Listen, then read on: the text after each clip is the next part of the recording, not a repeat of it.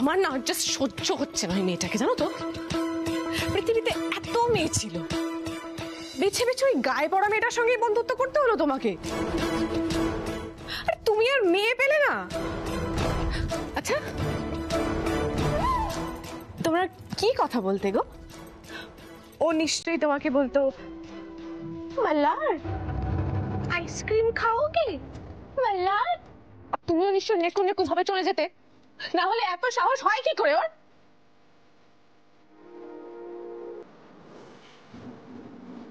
এতে আবার দীর্ঘশ্বাস ফেলার কি হলো?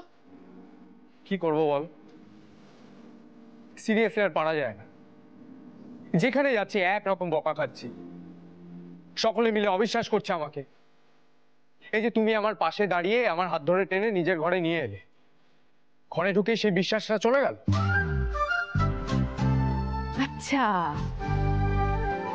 তাহলে তুমি আমাকে ঠিক কি করতে বলছো? তুমি দেখতে পেলে না ওই মেয়েটা কতটা অ্যাগ্রেসিভ, তোমাকে রুল করতে চাইছে। আর আমাকে দেখলে তো এমন একটা বিহেভিয়ার করে যেন ওর বিয়েটাই সত্যি আর আমার বিয়েটা মিথ্যে।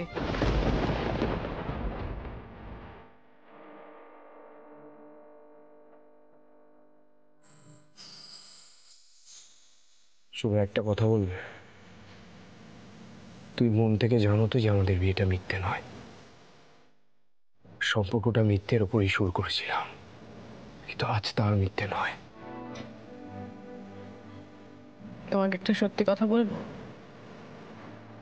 আমি প্রত্যেকটা মুহূর্তে নিজেকে এটাই বিশ্বাস করানোর চেষ্টা করছি। নিজের কাছে এই বিশ্বাসটা তৈরি করা এখন আমার কাছে সব থেকে বড় লড়াই। বাবাকেও তাই বোঝালাম, কিন্তু আর বোধহয় বোঝাতে পারবো না।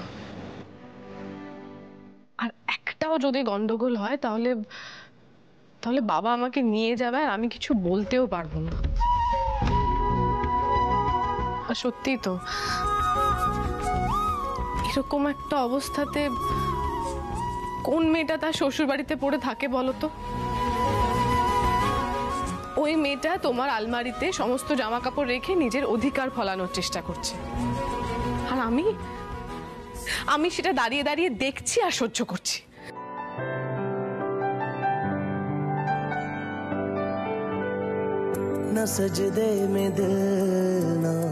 রঞ্জা, আমাকে শুধু এটুকু প্রমাণ করতে দাও যে পিন্দির সাথে আমার কোনোদিনও বিয়ে হয়নি। ও বদনাম করছে, তারপর তোমাকে কোনোদিনও কষ্ট পেতে দেব না, কথা দিচ্ছি। খুব ভালো রাখবো তোমাকে। মেরে নैना কাফির হো গয়ে তেরি গলিयों के मुसाफिर हो गए मेरे नैना काफिर हो गए तेरी गलियों। আমার কপালে না ভালো থাকা নেই, এটা আমি বুঝে গেছি।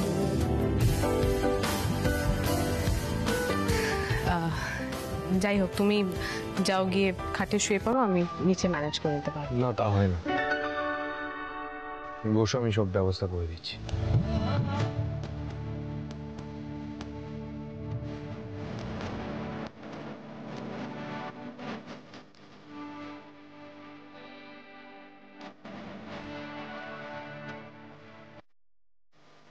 বসো।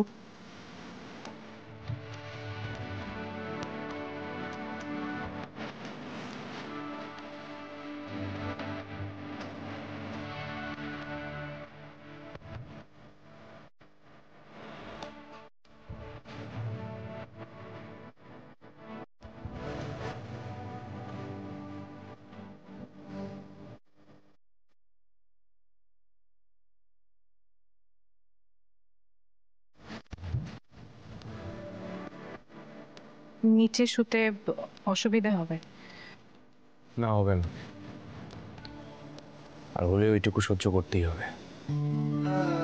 আমি তোমার জন্য এমন কিছু করিনি যে হাজবেন্ডের সব অধিকার তুমি দিয়ে দেবে। যাও শুয়ে পড়ো। এমনিতে আমার জন্য অনেক কিছু করেছো, থ্যাংক ইউ।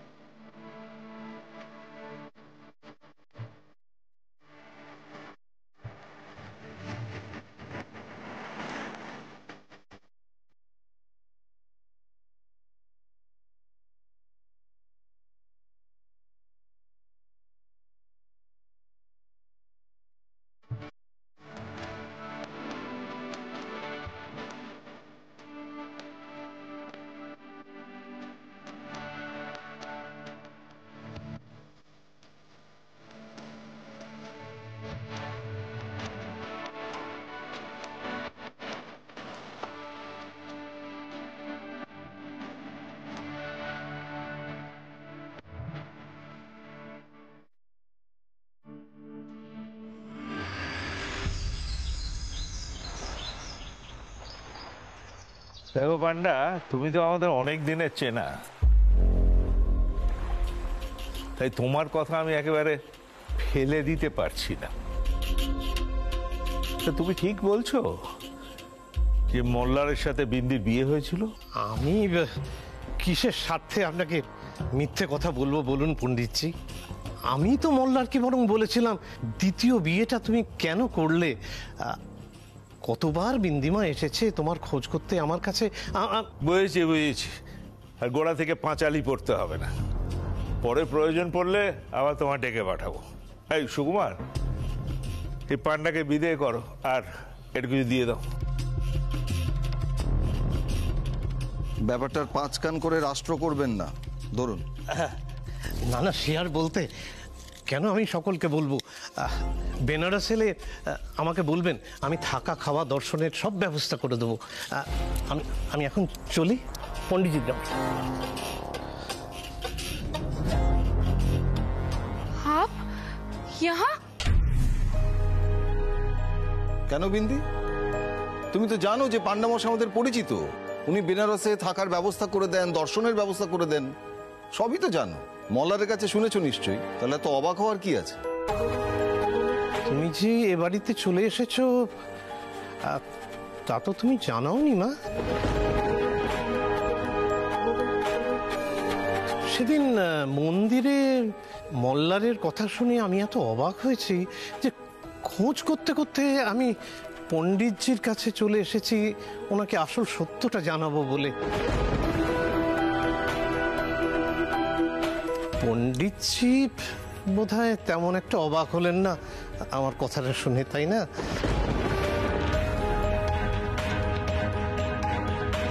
আমার দায়িত্ব শেষ, আমি এখন চলি। আমি চলি। বিন্দি, তুমি আরতির তাপ দেখিয়ে এবার এসো।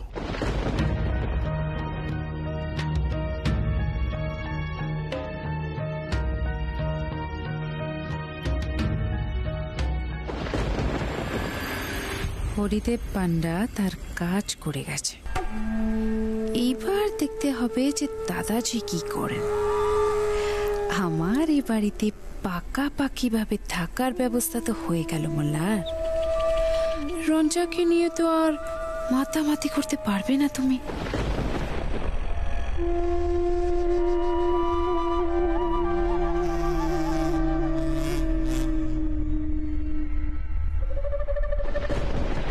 সুকুমার, মোল্লারকে ডাকো।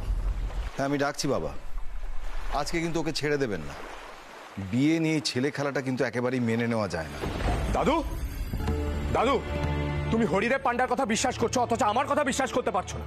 একটা বাইরের লোক তোমার কাছে এতটা ইম্পর্টেন্ট হয়ে গেল। এতদিন তো আমার কোনো কথা তুমি ফেলোনি। বাইরের কোনো লোক আমার নামে নালিশ করতে এলে তুমি উল্টে সেসব কথা শুনতেই না।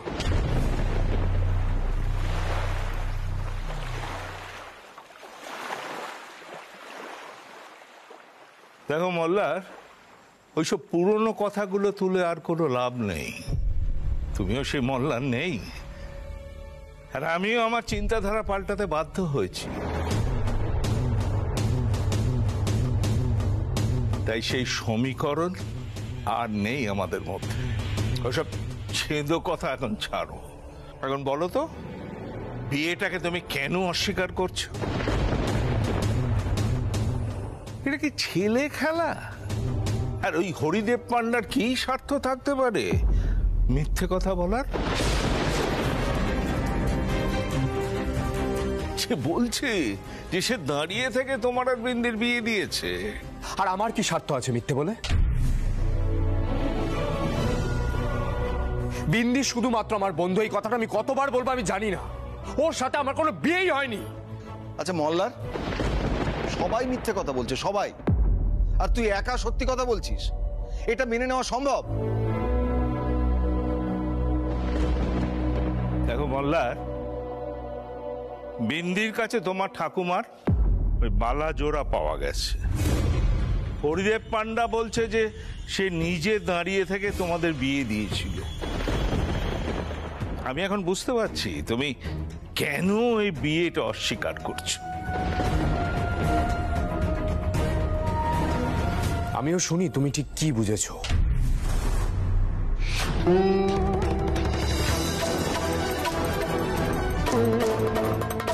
মল্লার, অত্যন্ত অভদ্র হয়ে গেছিস তুই। বাবার সাথে কিরকম কথা বলছিস? ওকে আর কিছু বলে লাভ নেই সুকুমার। তুমি একটা উদ্দেশ্য নিয়ে ওই সুরমণ্ডলের মেয়েকে বিয়ে করেছিলে তো, এখন তুমি ওকে ভালোবেসে ফেলেছ। তাই এখন ওই প্রথম বিয়েটা তুমি অস্বীকার করছো। এটা অনুচিত মল্লার। দেখো, বিয়ের বন্ধনটা অস্বীকার করা যায় না। দেখো, তুমি উদ্দেশ্য সাধনের জন্য যে বিয়েটা তুমি করেছিলে আমি সেটাও মেনে নিয়েছি, কিন্তু এখন তো দেখছি সে বিয়েটা বিয়েই নয়। এত বড় কথাটা তুমি সমানে অস্বীকার করে গেছো। আমি এক্ষুনি এই বাড়ি ছেড়ে চলে যাবো, এক্ষুনি। এ বাড়িতে আমার কোনো মূল্য নেই, বাকি সকলের মূল্য আছে। বারবার বলছি বিন্দির সঙ্গে আমার বিয়েটা হয়নি, এই কথাটাকে মিথ্যে বলে কেন ধরে নিচ্ছ? থাকবোই না এই বাড়িতে। তুমি এই মল্লারকে চিনতে পারছো? এ কি ব্যবহার! দাদাজি, আমি মল্লারের হয়ে আপনার কাছে মাফি মাंगছি। पता नहीं मल्हार को क्या हो गया है। आगे तो दादू बोलते अज्ञान छिलो, আমাকে তো স্পষ্ট বলে দিয়েছিল शादी के बाद जो दादाजी बोलेंगे वही मानना पड़ेगा। আমি তো নিজেকে সেভাবে তৈয়ারও করেছি। মল্লারের এই অবস্থার জন্য না ও दूसरी बीवी দায়ী। নিজে তো বুজুর্গদের রেসপেক্ট করে না। দাদাজি, আমার তো মনে হয় ও মল্লারের উপর জাদু টোনা করেছে।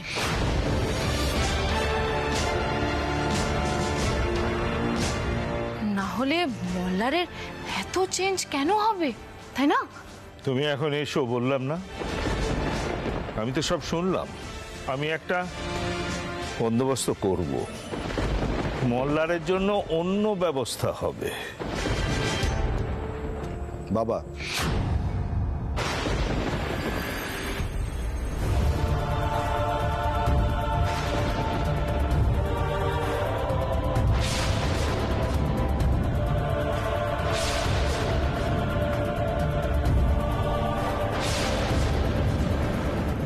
তুমি চাটা রেখে যাও পিলু, আমি বাবাকে পরে বানিয়ে দেবো।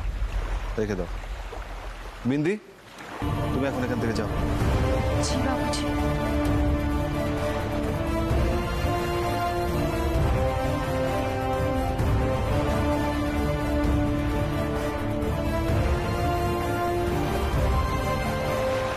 দাদু কি বলছিলেন যেন? উনি বন্দোবস্ত করবেন? কিসের বন্দোবস্ত? মল্লারদার জন্যই বা কিসের ব্যবস্থা হবে? কিছুই তো বুঝতে পারছি না। ওস্তাদজি আর মল্লারদা তো একসঙ্গে বের হওয়ার কথা। যাই একবার গিয়ে দেখি তো দুজনে কি করছে। রঞ্জাকেও বলতে হবে সবটা।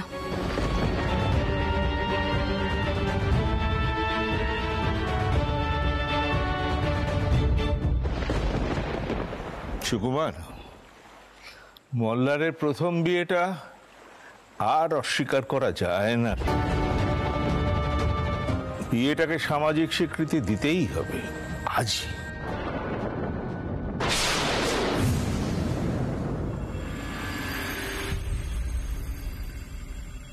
ওকে ওকে ওকে। হ্যাঁ পিলু, বলছি মল্লারদা কোথায় গো? বাড়িতে নেই? এই তো রঞ্জা, কি হয়েছে বলো তো? হ্যাঁ রঞ্জা, বললো তো তাড়াতাড়ি টাকাটা করে বেরিয়ে গেল কোনো বাড়ি থেকে? কি হচ্ছে আমাকে একটু বলবে? আমাকে ফোন করে বললো যে টিকিট ফিকিট কাটবে। আরে বাবা, এটাই তো আমি প্ল্যান করেছিলাম যে বাড়ির বাইরে গিয়ে টিকিটটা কাটবো, বিন্দি চিনে যাবে না সেই জন্য। কিন্তু ও আগাকে বেরিয়ে গেলো, আমাদের তো একসঙ্গে যাওয়ার কথা ছিল। কি হয়েছে একটু বলো না। আহির, আমি একটু ঘুমিয়ে পড়েছিলাম, আমি জানি না, আমি ওঠার আগেই ও বেরিয়ে গেছে।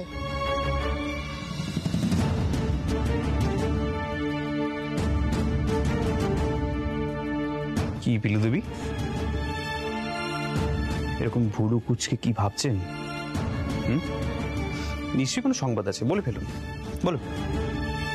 শোনো, বিন্দি তো কাল নিজের চোখের সামনে দেখেছে যে রঞ্জা মল্লারদার পাশে দাঁড়িয়েছে, মল্লারদাকে বিপদে পড়তে দেয়নি। তাই বিন্দি না আজ আবার কোনো একটা কিছু করেছে।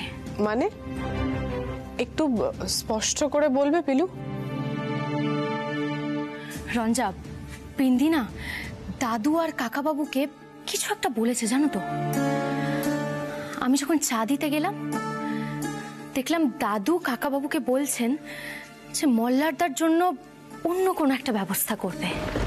কি ব্যবস্থা হতে পারে? তারপর আমাকে দেখে সবাই চুপ হয়ে গেল।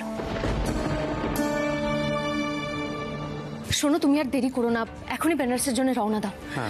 বিন্দিকে আর সুযোগ দেওয়া যাবে না।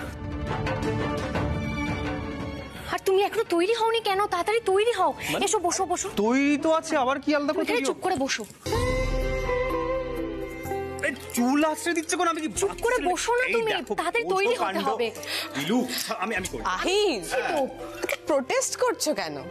বউ চুল আছড়ে দিচ্ছে, ভালোই তো লাগছে। না না না, আমি প্রোটেস্ট করছি। পিলু পিলু পিলু, কথাটা শোনো। তুমি এসব কেন করছো বলতো? হ্যাঁ, তো তাড়াহুড়ো কেন করছো? আমাকে বাড়ি থেকে তাড়াতাড়ি করে বের করে দেবে বলে? হ্যাঁ হ্যাঁ সেটাই, তুমি এখানে চুপ করে বসো। আরে পিলু,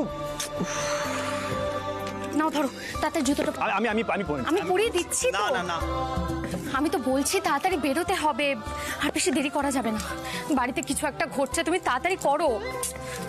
পিলু পিলু পিলু পিলু পিলু, শোনো শোনো, একটু ঠান্ডা হও। আমরা আজই বেনারসে রওনা দিচ্ছি। তুমি সাবধানে দেখো, ঠিক আছে? আসি।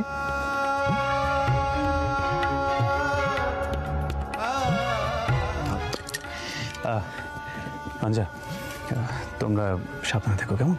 তুমিও সাবধানে থেকো। হ্যাঁ।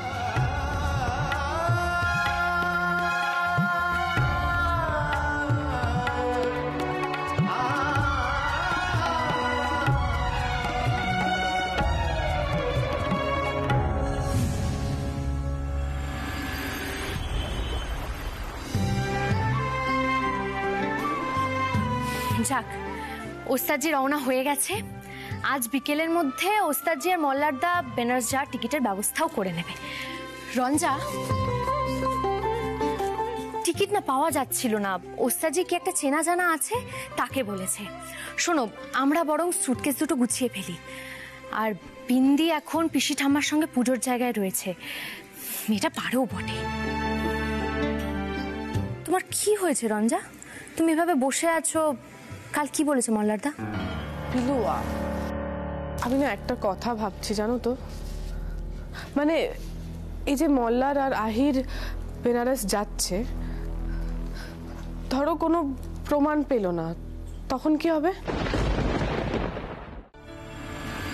রঞ্জা, যে মেয়েটা একটা মিথ্যে কথা বলছে তার বিরুদ্ধে কোনো না কোনো প্রমাণ তো ঠিক থাকবেই। কিন্তু বিন্দি তো সহজ প্রতিপক্ষ নয়, মানে ও কোনো না কোনো কারসাজি তো করতেই পারে। ধরো ধরো প্রমাণ লোপাট করে দিল, সেই জন্যই তো কাজটা লুকিয়ে করতে হবে। আমার না এই লড়াইটা ভীষণ ভীষণ সম্মানে লাগছে জানো তো। আমরা কার মেয়ে, তার শিক্ষা, তার তার সম্মান, এই সবটাই তো আমরা পেয়েছি।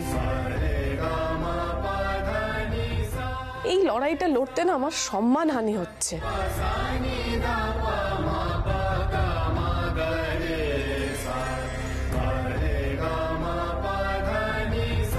রঞ্জা,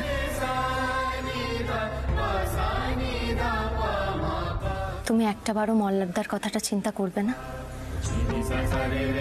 তুমি যদি মল্লারদার পাশে না থাকো তাহলে মল্লারদা নিজেকে প্রমাণ করবে কি করে বলো তো?